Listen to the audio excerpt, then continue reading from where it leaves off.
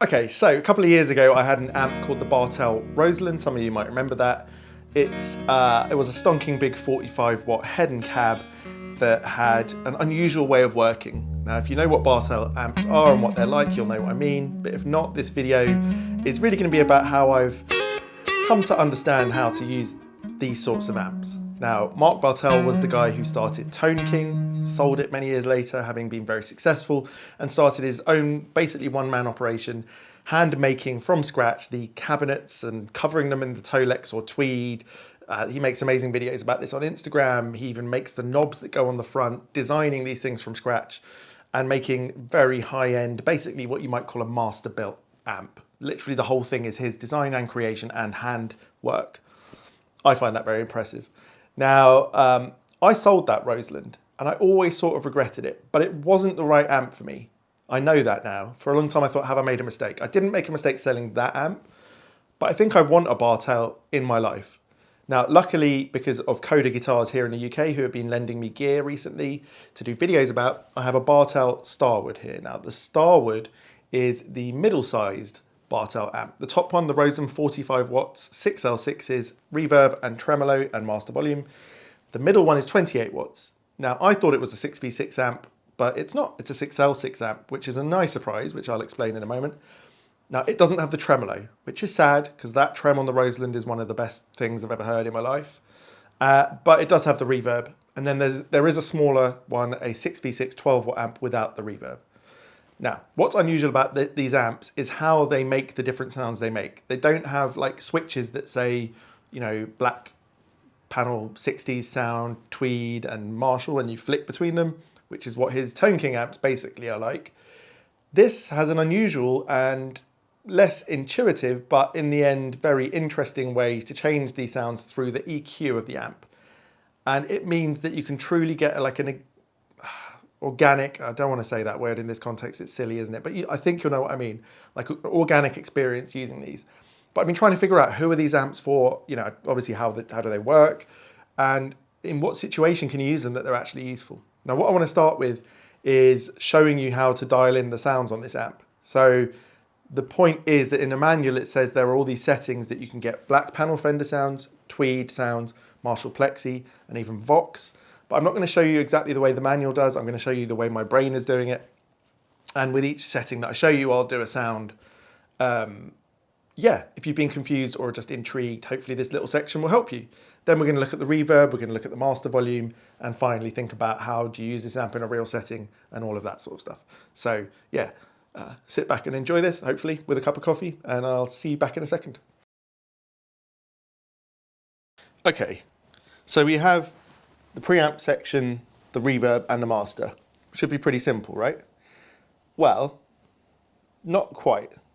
You see, there's no switches to turn this into tweed mode and blackface mode and Marshall mode and Vox mode like you might get on another sort of Tone King amp, which Mark Bartel designed those.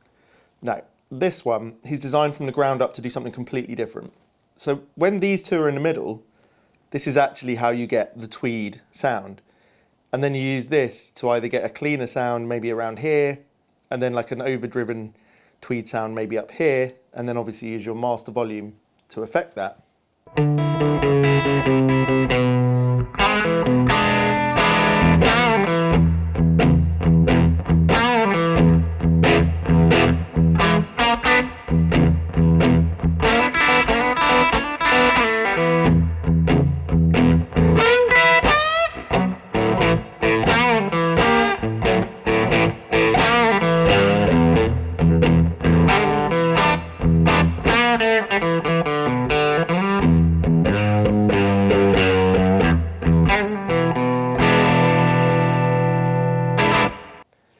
But everything is interactive here. If we start to increase the treble and bass, we scoop the sound, and at this point is what you would call the black panel sound, right? That mid-60s Fender sound. And you're probably going to want the volume this, more like here, to get those glassy clean sounds. And your master needs to be about here, because in all of doing this, it's reduced the output, the gain of the amp a lot.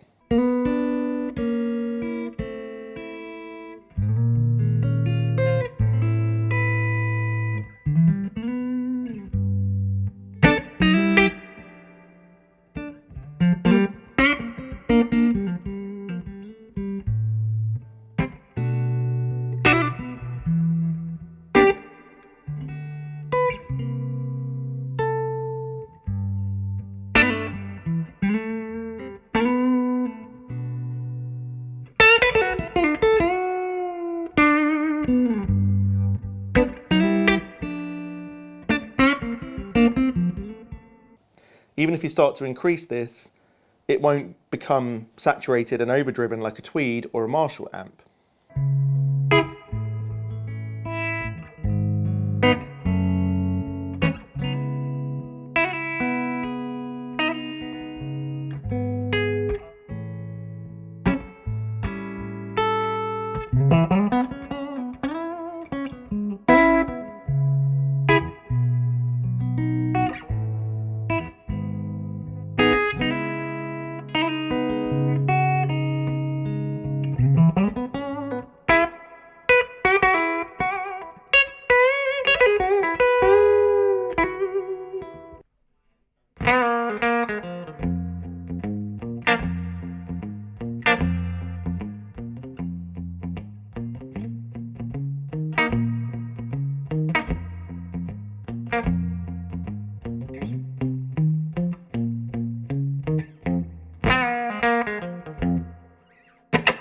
So then you start to work your way back, and as you get closer and closer back to Tweed, if this preamp was up here when you were at blackface, this wouldn't be crazy loud, it'd be reasonably loud.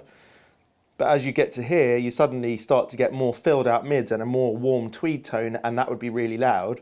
And the closer you get to the actual main Tweed setting, you're now in really loud territory, and you'd probably want this somewhere like that.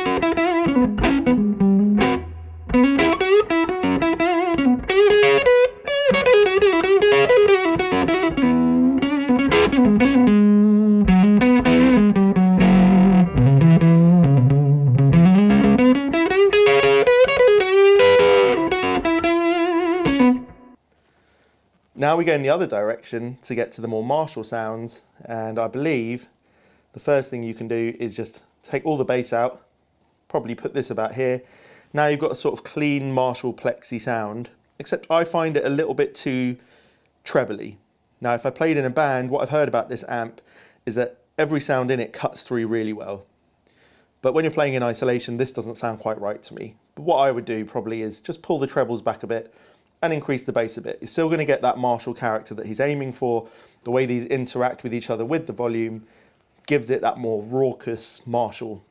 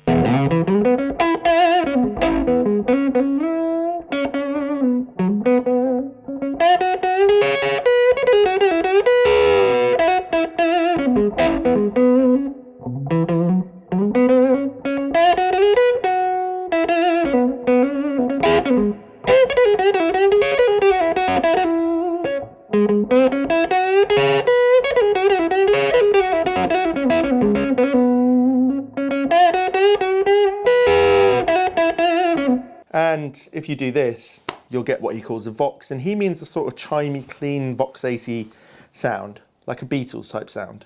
Not necessarily going to get a matchless, thick, juicy vox sound. And obviously the tubes aren't right in here for a vox sound per se, but it's just a way of explaining you're going to get more chime, whereas with the blackface you're going to get more of that bell-like Fender thing. So there's subtle sort of nuances in here. So yeah, there we go. That's all there is to really sort of dialing it in. Sometimes you stay in the tweed territory, but depending on the guitar, you might just do that. Or maybe if you've got humbuckers, you might do that. Or you can pull this and you get a sort of top end boost, like a bright switch sort of thing. Okay, so I might not have gone through every possible turn of a knob in a granular way, but I think what I've done there is show that ultimately there's not that much to learn about how this amp works, and that you can get really successful sounds out really quickly, because I've had some people who've owned this amp or played it in a shop who've struggled with that, and I understand that, because my several months that I had with the Bartel Roseland, I didn't get my head around it. And that's because I was in the mindset of, okay, this amp has to do a great black face sound, a great tweed, a great Marshall. And really what I want to do is forget all of those terminologies. Yes, I think of this amp as a tweed amp with some other things it can do, but it's a great tweed amp in itself. If I only ever use those settings, it would be the last tweed amp I ever need to buy, because even though I've got a vintage 59 Bassman, and I've been trying some other great tweed amps out recently, I just love the sound this thing makes. It's partly the cabinet itself, just, you know, he has worked out baffle designs in such a granular way. It's all hardwood, you know, it's different from other combos, other cabinets. The sound is just amazing in the room.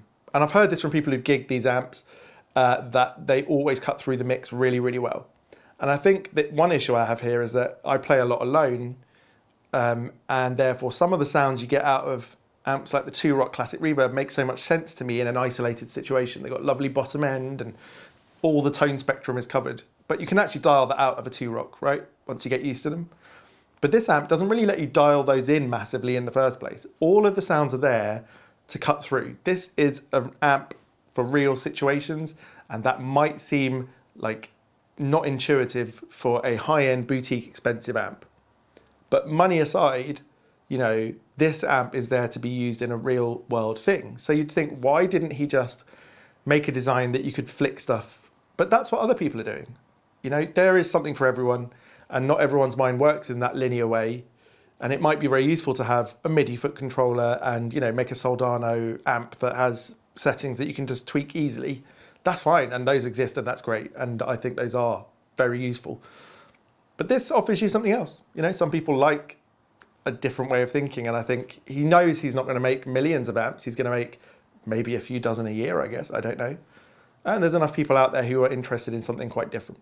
Okay, now the master volume. I'm always interested in how quiet can these get, because one of the questions that I always get from everyone is, will this amp be okay in this situation or that situation? I.e., will it be okay for really small gigs? Will it be okay for, I've got a house where I can't play too loudly, or I've got young children that will be asleep at that time, or I want to play in the living room while other people are around? Let's find out. This amp's master volume goes lower in volume, I think, than any I've ever come across whilst maintaining good tone. So let's hear that.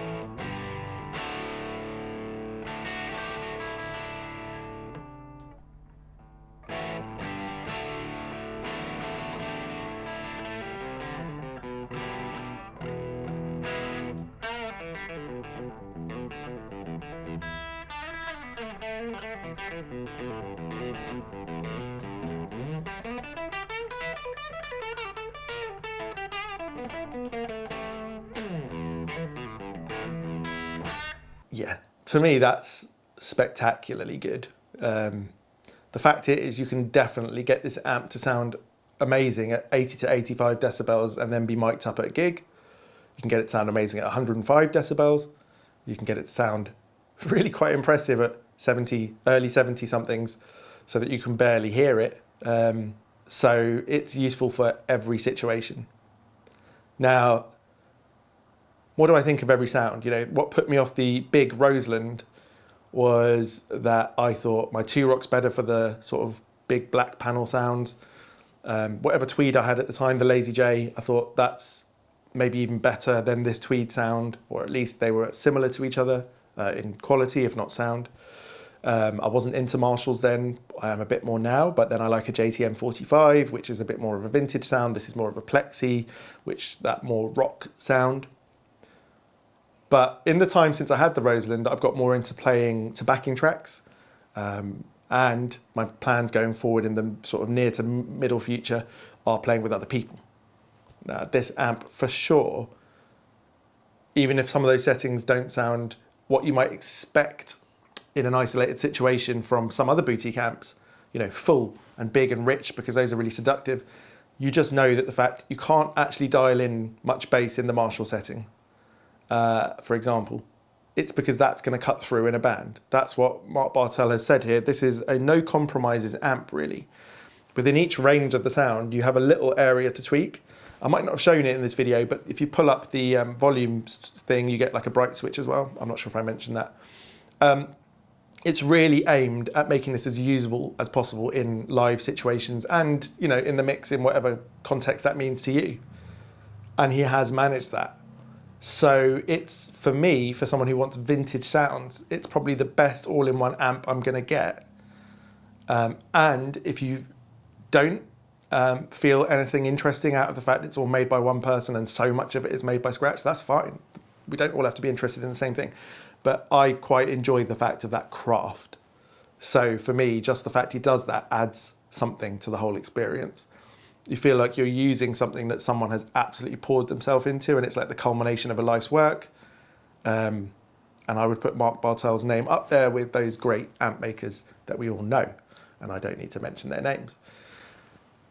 So this doesn't belong to me yet. As I said, it's on loan from Coda, but I did say to them this probably won't be coming back. The one thing I'm probably going to do though is take it back to the shop, and they had the smallest one and the bigger Roseland in combos, and if they're still there, I just want to play all three in a room for 5 minutes and make sure that I'm not going to miss the tremolo from the big one too much, and I just want to play the small one to see what it's like. But the tremolo in the bigger amp is incredible. I just think to have a 28 watt 6L6 amp, which is what this is like the sweetest sweet spot, because you get the sparkling cleans of a 6L6, but you get the lower headroom, which the Roseland has so much headroom that you really need to be cooking that thing a lot.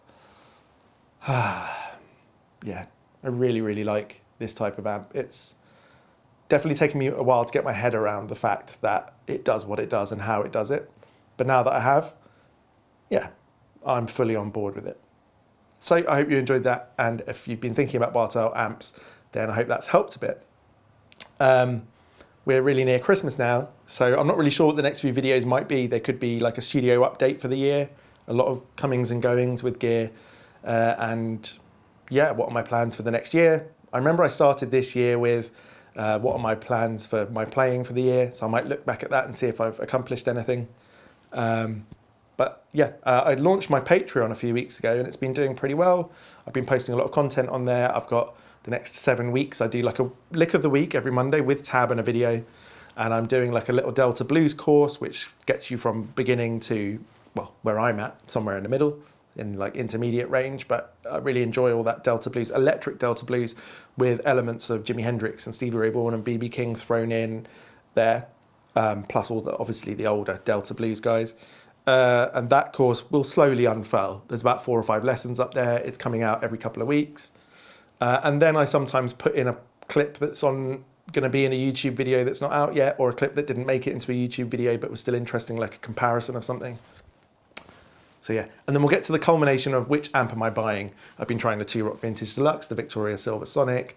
I had the hand-wired Fender Deluxe Reverb in for a while. I've got this Bartel, all from Coda. We'll see if there's any more amps I want to try first before I buy one.